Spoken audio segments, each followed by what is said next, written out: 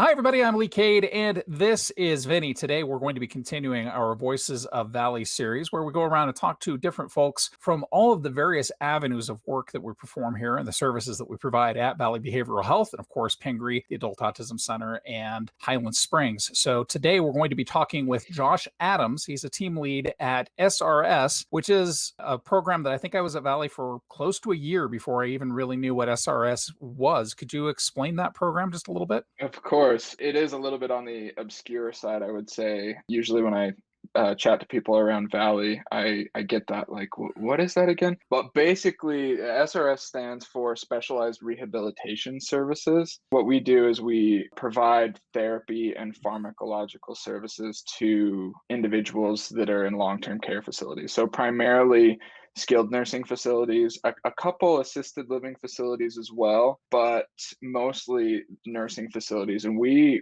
serve, the number fluctuates a little bit, but roughly 30 of these facilities throughout the Salt Lake Valley. Now, let's talk about you just a tiny bit. How long have you been at Valley? I have worked here. I was just thinking about that. It's crazy how quickly time passes, but I just eclipsed the 4 year mark. Wow.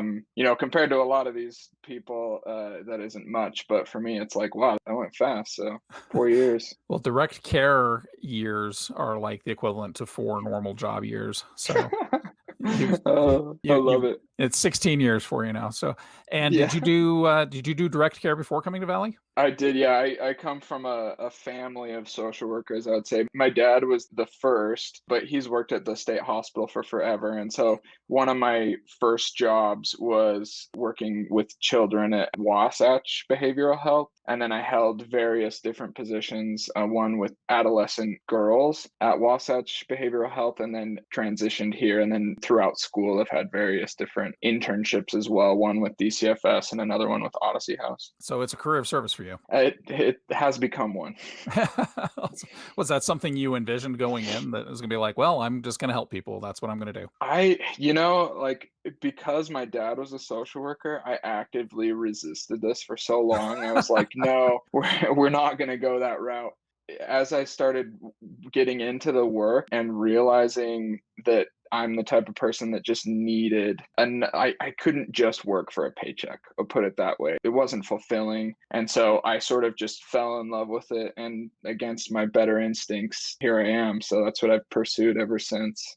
It gets to be a little bit of a rush when you realized you helped somebody that day, that you may have made a difference in someone's life. That's the thing. Like, it gives your whole life so much more meaning. The positions I've held that I wasn't helping people, first of all, they became super monotonous and I would sort of dread going into the office. And then I'd find myself just trying to help people anyway. So you're exactly right. Yeah, the rush, like you said, of just thinking, you know what, I may have made a difference there. And that's everything. No, COVID was a bit of a brutal experience for everybody in society, but for your particular program's population, it was pretty rough. How did you folks fare over the last year and a Yeah. half?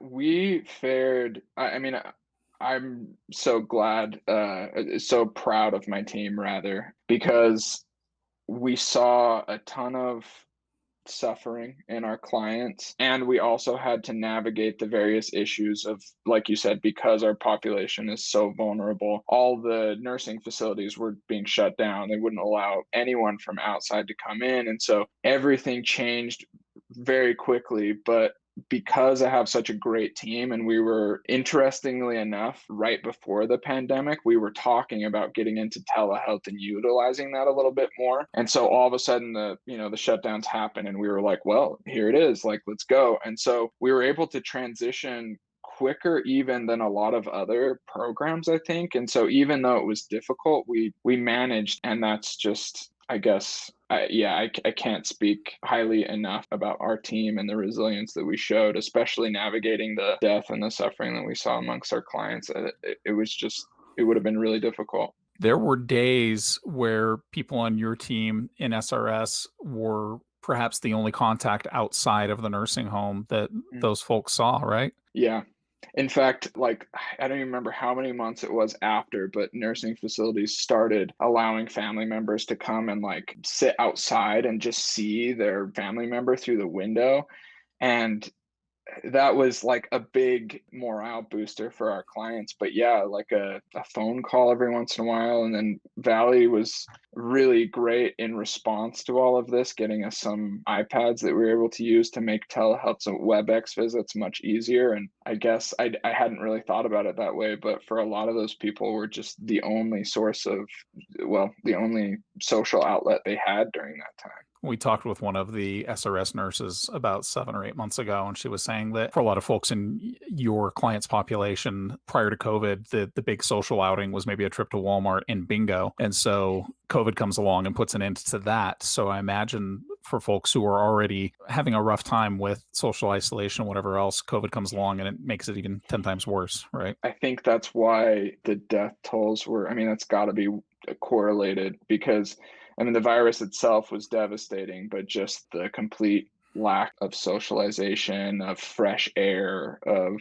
all these different things. Yeah, it just had to take a toll on people not being able to get out of those four walls. I think there might have been a toll on your staff too, an emotional toll, because you're doing the work that you're doing, which is really, really vital work with, again, a very vulnerable population that needs those services. How did you and your team just keep going through all of that? That's a good question. I don't even know if I can answer it. I think firstly, being grateful for having a job, for being employed was I think a big deal. And then apart from that, just we became very close as a program. Not even that we saw each other that often, but considering, I mean, I don't know how it was for you, Lee, but for me, it's like you had your places where you would get socialization before the pandemic, family, friends.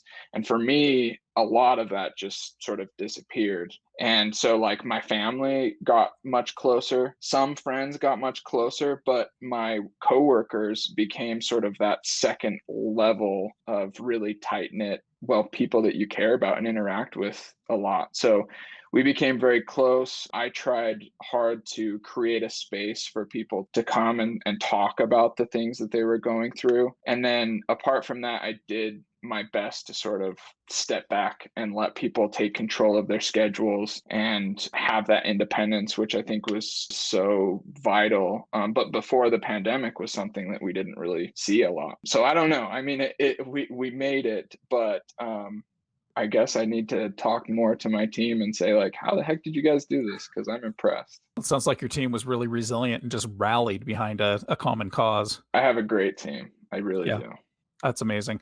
So what do you think people would find? I ask this just about everybody because I remember I worked 30 years ago with people in a really, really aggressive population, and sometimes people would be surprised at why I did that job. So I ask that. What do you think people would find most surprising about the work that you do every day? Interesting question. The thing that struck me the most when I began the position, I thought it would be very different from what it became. And I think the main misconception that I had was that a nursing facility, even though it has the well, you think it's going to be primarily like all older individuals there, medical issues. I thought I would be basically going in and just talking to people who I thought would be like my grandparents or something like Right. that. And then it turned out, however, that these nursing facilities are often sort of the last line of defense, is the highest level of care for a lot of severely mentally ill individuals. And so that was pretty striking. We do a lot, like my job basically became behavioral management, where it wasn't so much, hey, like talk to me about your problems. I did a lot of that, of course, but it was mostly like, like, hey, why are you not taking your medications? Why are you acting out in this way? You know, why are you choosing not to get up during the day? Like, let's set these goals to help improve so that you're not having challenges with the facility staff and therefore making your life more miserable and their lives more miserable. So since starting, I've been asked to provide trainings, behavioral management trainings for a lot of these facilities because they're sort of at a loss as to how to handle a lot of these people with severe schizophrenia or dementia for that matter. So that was something that's surprising, I I would bet. say. And it's funny because I don't think a lot of people in nursing homes and that kind of direct care necessarily get the training that they need to understand the difference between dementia and schizophrenia because on paper it looks kind of the same, right? But it's a Mhm. wildly different thing. Sometimes I think there's a lot of turnover in some of the positions in the behavioral health field, but in these nursing facilities, it's like we see more turnover than I've seen in anything else just because it wears on people. It's hard work and there's not a lot of training that goes along with it. So Exactly. yeah. Exactly. So if you were magically given the opportunity to do one thing to enhance the values at Valley Behavioral Health, what particular value would you want to focus on to make things better for people in your position and the line of work that you're in? Wow. Another great question. I've been thinking a lot about this actually, especially considering, we're going through a change of CEO, some management changes and just change in direction in general. But it struck me recently that valuing more community a little bit more, whereas I feel like for the last few years it's been sort of expansion, and I think expansion's great and necessary, especially like if that's what the situation merits. But a lot of times expansion can turn out to harm the locality. And so in terms of what Valley could prioritize, I think like the community, Utah, Salt Lake County, the Salt Lake Valley itself is hurting just like a lot of places, but the pandemic and different issues of the housing market and things like that are causing even much more hurt. And then just getting back to sort of prioritizing our employees so that we can have people here who aren't super burned out, who are here because they love it and not just here for a paycheck. And then I think that will have ripple effects and really strengthen what we're doing at our core here before turning to expand in the future. I think it's definitely a direction we appear to be headed right now. I'm very excited about it. Yeah, Yeah. I've participated in some of the conversations regarding new CEOs and different directions, and that's what I've heard consistently, and I couldn't be more thrilled. Awesome.